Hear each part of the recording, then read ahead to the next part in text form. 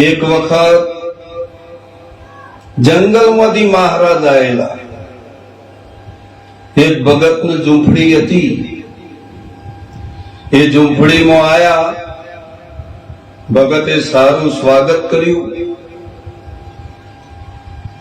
કે મહારાજ આવો, મહારાજ આવો. પછી પ્રસાદ બનાવીને પણ જમાડ્યો. પછી મહારાજને કીધું કે મહારાજ તમે હવે ઠંડી વધારે છે ને એટલે ઝૂંપડીમાં હુરો. આ મહારાજ બગડ્યા कि नहीं बच्चा, ठंडी बंडी हमको कुछ न करे, हम हिमालय से आते हैं, ठंड बंड हमको कुछ न करे, हम पत्थर पे सोएगा. ये लोग क्या महाराज तो काठा थे. हारू के महाराज तमने गमे आराम करो. साहेब महाराज पत्थर ઉપર હુર્યા અને ભગત તો ઝૂંપડીમાં જઈને હુરી ગયો. સાહેબ રાતના 2 વાગ્યા ને બાપજીનું મોઢું અને ઢેચણ એક જેવું થઈ ગયું.